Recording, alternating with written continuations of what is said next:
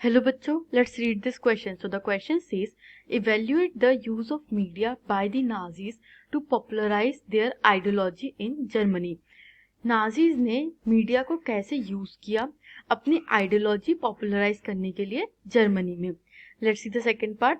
How was language and media used by Nazi regime to popularise their ideology. Nazis ने language और media का कैसे use किया अपनी आइडियोलॉजी को पॉपुलराइज करने में. Let's see the key concept. So the key concept is art of propaganda. अब नाजीज में एक आर्ट ऑफ प्रोपोगेंडा था, या फिर अपनी बात को कहने का इस तरीके से इंटेलिजेंट यूज ऑफ मीडिया जिससे कि वो प्रोपोगेंडा फैला सके. Let's see the first point. The Nazis use language and media with care to win support for the regime, popularise its idea and save government from world scrutiny. अब जो Nazis थे उनका सबसे इंटेलिजेंट आइडिया ये था कि हमें language और मीडिया को विद केयर यूज करना है, हमें एक सेंसरशिप लगानी है और वही चीजें बाहर ले जानी है जो कि हम चाहते हैं. इस तरीके से this care was use to win support. इससे लोगों के बीच में नाजीज के लिए सपोर्ट इकट्ठा किया गया, पॉपुलराइज किया गया नाजी आइडियाज को, और गवर्नमेंट को भी बचा लिया गया. Save the government from world scrutiny, दुनिया की स्क्रूटनी से भी गवर्नमेंट को बचा लिया गया. Second point is Nazi ideas were spread through visual images, films, radios, posters, catchy slogans and leaflets. जितने भी मीडिया के मीडियम्स होते हैं, जिन जिन तरीकों से मीडिया वर्क करता है, through visual images, films, radio, posters, catchy slogans etcetera, leaflets, सभी का इंटेलिजेंट यूज करके नाजीज ने अपना आइडिया स्प्रेड किया. In posters, enemies of Germany were stereotyped, mocked, and abused. Propaganda films were produced to create hatred for Jews.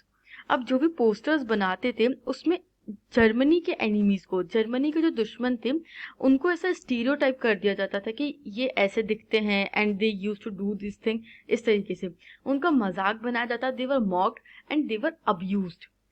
और propaganda films promote की गई against the Jews, जिससे कि ज्यूज के लिए हेट्रेड पैदा हो सके जर्मन सोसाइटी में. The fourth point is socialist and liberals were represented as weak and degenerate. They were criticised as malicious foreign agents. अब जो सोशलिस्ट और लिबरल लोग थे उनको वीक और डीजेनरेट, मतलब कि ये नुकसान करेंगे और ये वीक है, ऐसा बताया गया. उनको ओपनली क्रिटिसाइज किया गया. और मैलिशियस मतलब कि फ्लिथी फॉरेन एजेंट्स, ऐसे ये फॉरेन एजेंट्स है और जर्मनी में कॉन्स्पिरेसी करने आए, इस तरीके से पोर्ट्रे किया गया. Orthodox Jews were stereotyped and marked, being shown with flowing beards, wearing kaftans. They were referred as vermin, rats and pest. अब ऑर्थोडॉक्स ज्यूज जो थे उनको स्टीरियोटाइप कर दिया गया था. उनके भी फिजिकल फीचर्स को एक स्टीरियोटाइप तरीके से बताया गया था कि ज्यूज ऐसे दिखते हैं. They were also marked and being shown with flowing beards. उनके फिजिकल फीचर्स कैसे दिखाए थे? They were shown with flowing beards and wearing kaftans. These were the clothes.